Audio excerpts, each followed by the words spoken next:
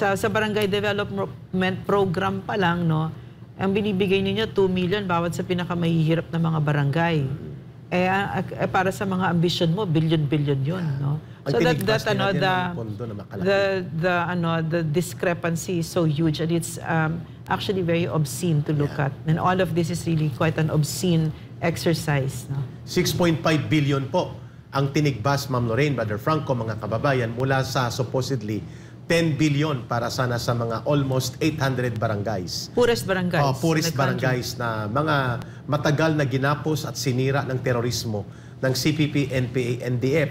Subalit pagdating sa bicameral, meaning yung joint representation ng panel of the House of Representatives at ng Senate, tinigbas nila is around 6.5 billion pesos. Samantalang pinunduhan nila na hindi naman hiningi ng COMELEC dahil wala namang paggagamitan sana yan, 14 billion mga kababayan ang kanilang isinalaksak at itinago sa COMELEC para sa referendum. Napakalaki. Grabe. At very scandalous po ito sapagkat hindi nga hiningi ng COMELEC yan dahil hindi naman yan para sa regular conduct of midterm elections o registration of voters. Nakaalaan pala yan talaga para sa project sa pagbabago ng konstitusyon. At ito yung kine-question ng taong bayan. At siyempre, hindi mawawala sa isipan ng taong bayan na hindi nga ninyo maliquidate at maipakita sa taong bayan ang naiwan ng mga 2 billion mahigit na travel fund nyo nung panahon ng Disyembre na biglang nawala.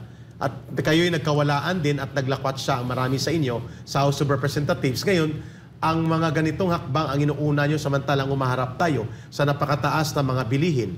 Maraming mga pamilya, mga mahigit kumulang 100,000 na mga public utility jeepneys mawawala ng kabuhayan at hindi makapag-consolidate because they need to put up 3 million pesos equity for cooperative consolidation.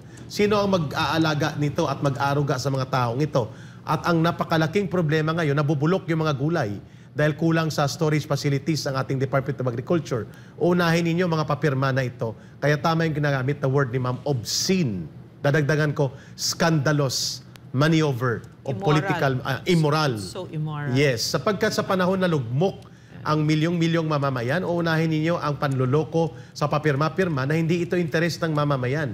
Hindi ito totoong charter change sapagkat ito, ang layunin ang talagang lumalabas kung bakit gusto nilang magkaroon ng joint voting ang Senate at Congress, baguhin ang gobyerno, isasakay lang ang kunwari economic provisions sapagkat gusto nilang i-dissolve ang Office of the Vice President at magkaroon na lamang ng parlementaryo, Prime Minister at ang Presidente magta-transition into a Prime Minister at unicameral government na one Congress, one Executive jointly.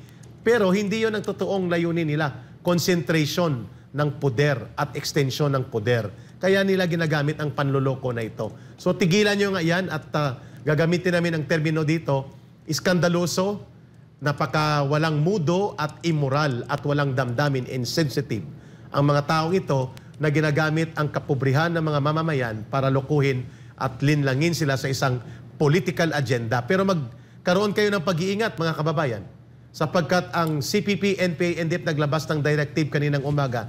Nakita ko rin sa kanilang mga publication, sa kanilang Central Committee, na kanilang itinutulak ang kanilang mga urban operatives. Tinatawag nilang mga National Democratic Forces na tutulan daw itong Charter Change Initiative. Ma'am Lorraine, Brother Franco, alam natin na gusto nilang pumapil sa mamamayan na kunwari sila ang tagasalba sa kahirapan ng mamamayan, pero gagamitin nila ito para maka-infiltrate at maka-penetrate sa mga communities upang makapagpropaganda at itulak ang recruitment dito sa mga kawawang sektor natin. You know, if they really care about yung kahirapan, bakit nila hinihingi yung abolition ng Barangay Development Program at ng NTF-ELCAC? Now, this is a very sparkling gem of a program, yung Barangay Development Program na yan. Talagang diretsyong serbisyo at napakaraming buhay ang napabuti niyan. For instance, and it ties up very, very neatly with what this Congress is doing. No? Araw-araw sa buong Pilipinas, no, napakaraming bata na naglalakad ng oras para makarating sa kanilang eskwela. May mga bata pa na sumasakay pa ng bangka, that sort of thing. Kahirapan talaga.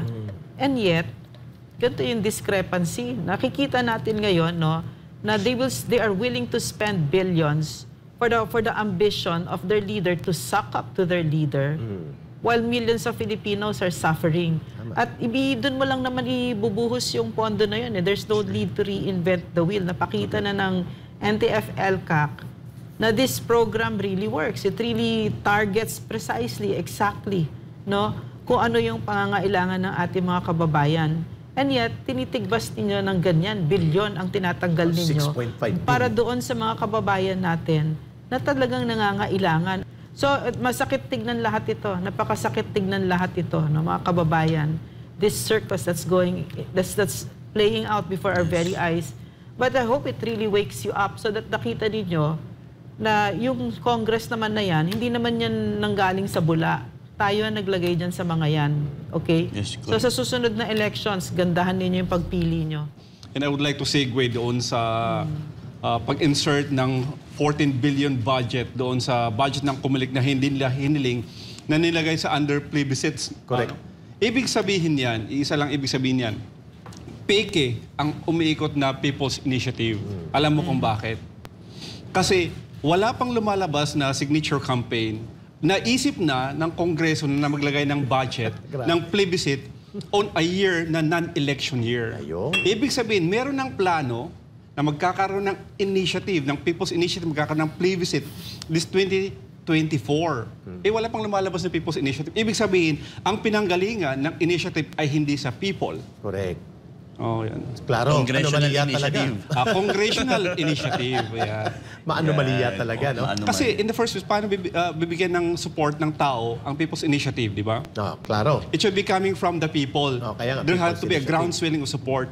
Okay. But, bakit may budget na sa Kongreso, wala pang People's Initiative? At napakalaki ng budget, mga kababayan, Team Labang Kasamang Bayan, it's 14 billion pesos. How much At is the BDP right now? BDP, Eric? ma'am, is 10? around 2.5 million lang per barangay. Yeah. Ang consolidated na ibinigay ng Kongreso is less than 3 billion or 3 billion lang. Look at their priorities. 14 billions.